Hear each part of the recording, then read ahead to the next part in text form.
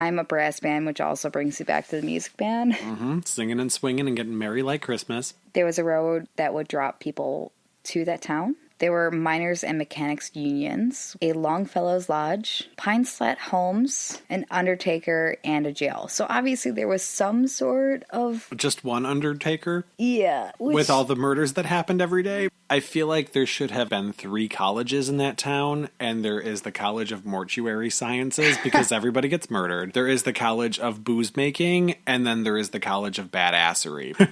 At some point in time in the 1960s, the town was left completely to about 6 people. I mean, by the 1960s, though, I could see that, because that's almost nothing. It's not even really a town at that point. Yeah. In 1962, it was bought by the state of California, and it became a state park. Yeah. There's 2 things that obviously bring us to why it's paranormal. Yay! There are definitely sightings. Oh, I loved that show on Sci-Fi back in the day. Sightings? Yeah, you remember it? No. I remember Sci-Fi. Yeah, there was a show called Sighting. But in addition to manifestations that are seen by many, there's also a curse. Oh my god, I love a curse. I know. And it's such a good curse. It's so funny, and I agree with it, because if I were in a town that was getting picked over by jerks, I would also enact the same manner. So it's really strange. There's a lot of pushback on the fact that it might be haunted. So some of it is like, well, it's very easily explained. And I was like, yeah, I get it. I'm a skeptic. But also some of it is kind of weird. Straight up weird. The J.S. Kane house was the home of a very prominent businessman, and then some caretakers' families. It's one of the structures that's still pretty standing. It is haunted by a, quote, heavy-set Chinese woman's spirit. They think that she may have been a maid. It's strange because she's reported to be kind of angry with the adults, especially women. I mean, if you had to clean a house for the rest of your afterlife, you'd be pretty upset too. The weirder thing is there is a story that she may have had a situation with Mr. Kane. And they may have expelled her from the house because she was his mistress. Escándalo! Right. And because this story exists, now I don't know if it's true and whatever.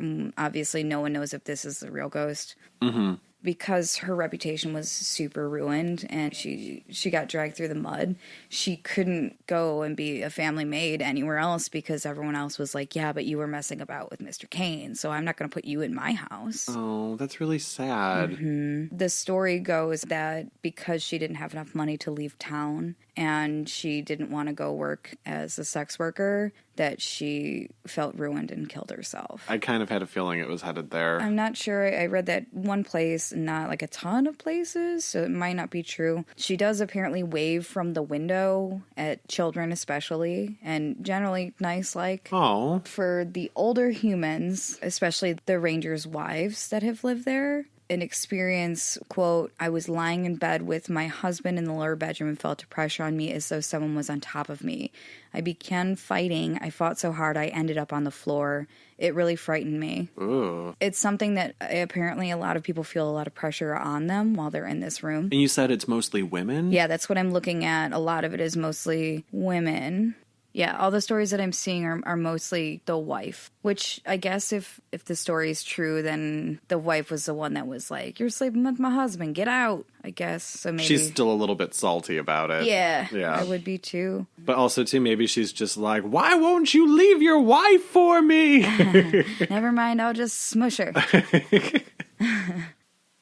I mean, I don't really want to fight a ghost, but also like, hey girl, settle down. Yeah, I don't understand why we have to get all upsetty spaghetti about it. Yeah, stop flipping out. I get I'm in your house and you might be like concerned, but also it's okay. Okay, but you know what? Like, you're at a 10, we need you at a 6. Another ranger had the same experience in the same room, but he also saw the door open and felt that he was being suffocated at the time. Jeez, she's like a UFC fighter. She's really going to town. Some people think that it's just something that's happening, like sleep paralysis, that this is just pretty standard for a place that people feel is haunted, so they think that it might just be because someone else had the experience. But they're insinuating that because they know that it's like supposedly haunted and people have had these experiences, they are through no fault of their own, forcing themselves to experience these things, like subconsciously, or what? I guess that's what the idea is.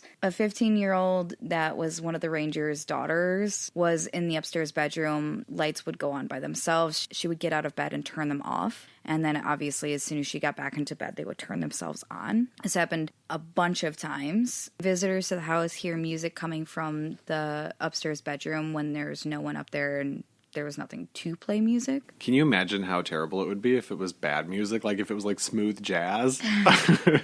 Doors open and close on their own, and then sometimes the visitors will feel extreme fear for no reason. You kind of get a vibe when something's wrong. It's also sort of like how when people say like, oh, well, I felt like I was being watched. Yeah, exactly. Which they do a lot in this town, but I'll get to that in a minute. The Deschambault house has a woman that also looks from the upstairs window, and there'd be children's laughter as well heard outside of the Mendocini house.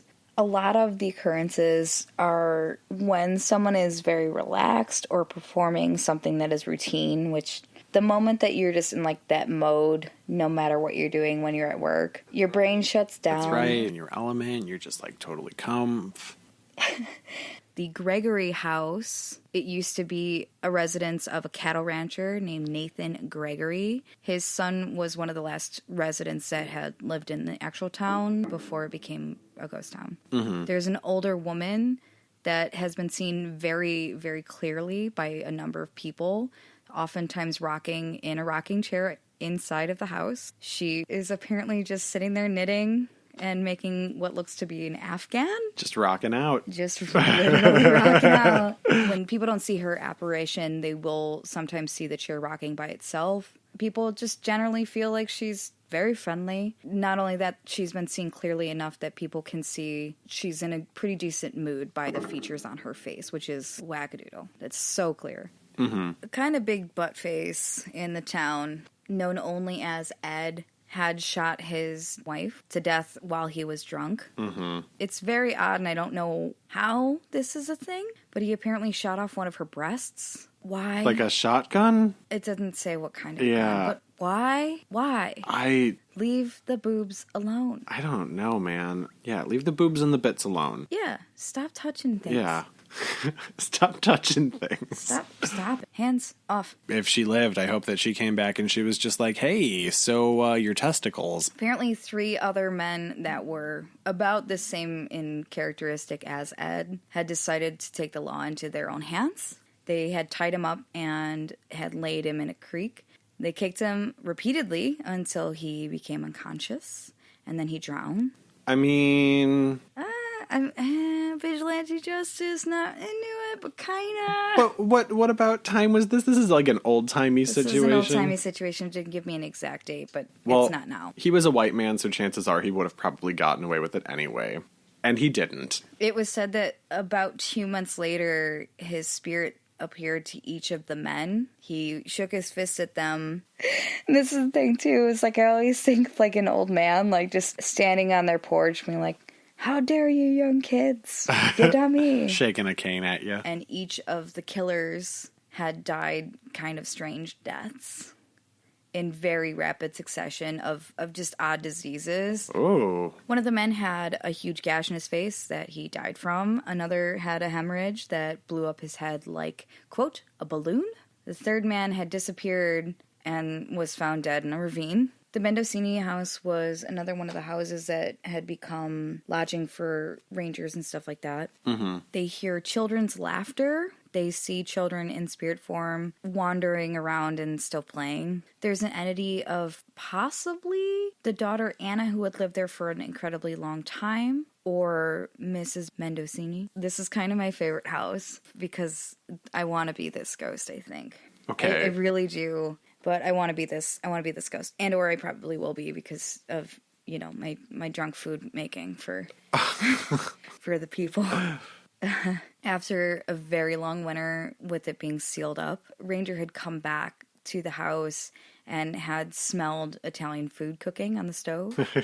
Another ranger who just moved in had made himself some lasagna and then was so irritated, like, I guess he was like, oh, curses, I don't have any garlic. Also, why are you making lasagna without garlic? What's wrong with you? Mm-hmm, right. Supposedly, as he was eating his lasagna, his eyes welled up and his sinuses were burning. It's said that he had to go outside to get some air because of the amount of burning. And when he had re-entered the house, it smelled aggressively like garlic, which, you know, Mimi. Another ranger was sitting alone and reading and then heard the sounds of a party going full force and a lot of disembodied voices. He had no radio. He obviously didn't have a TV on or anything like that. Trying to figure out where the sound was coming from, he went outside, expecting that there was some sort of noise, and there was no noise, of course.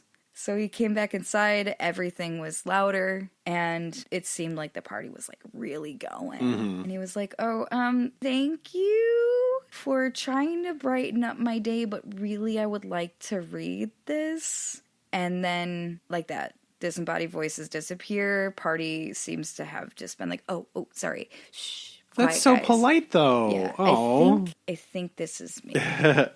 You're astral projecting. Maybe. It's like the garlic seals it for me. Our house always smells like garlic. It kind of does. I'm never mad at it. People walking by can smell like Italian cooking even though there's no one living there too, which is really funny. The cemetery has about 80 tombstones. The old-timey cemeteries sometimes have different sections. So there's like the regular human folk that live there and then the ones that they feel are less desirable. Gotcha. So this one actually has 3 sections.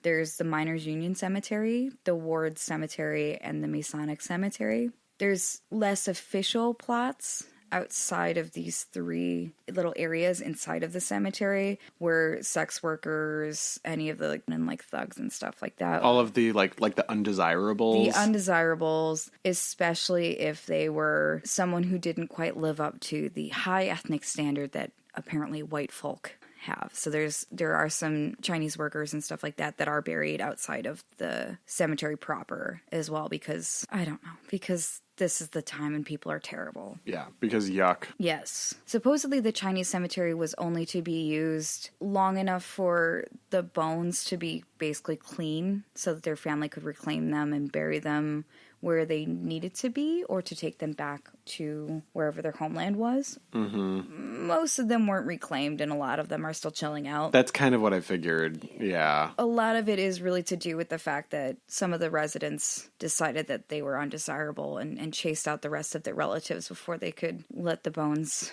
clean up enough for them to... It's horrible. Yeah. Okay, so here's a kind of neat thing. Also, random other thought, in the cemetery, they actually have a website that's Bodie.com, which is where I've gotten some of the information. Mm-hmm. It does have lists of people that were buried in the cemetery, just in case they have a lost relative, but I don't think it's complete. One of the people buried outside of the cemetery was Miss Rosa May, who was the quote... She was the one that got away. Actually, she wasn't. Miss Rosa May is the quote, hooker with a heart of gold. Oh, that's me right there.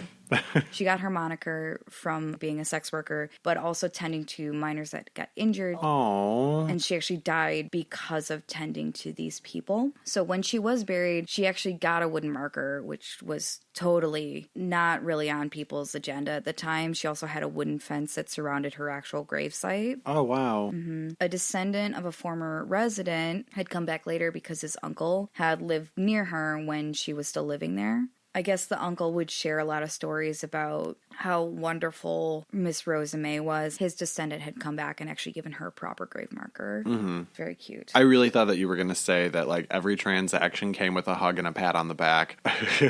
I wouldn't doubt it. She seems really sweet. There's a woman in a white dress that's seen sitting by her loved one's grave. The Chinese people in their particular part of the cemetery, the ones that weren't unable to be claimed by their family members, are apparently contributing to occurrences with lights, slamming doors, weird electrical problems in the structures or any of the areas where the Chinese workers had worked previously. Oh, okay. And then even though the quote-unquote Chinatown where they lived is gone, they're felt there as well.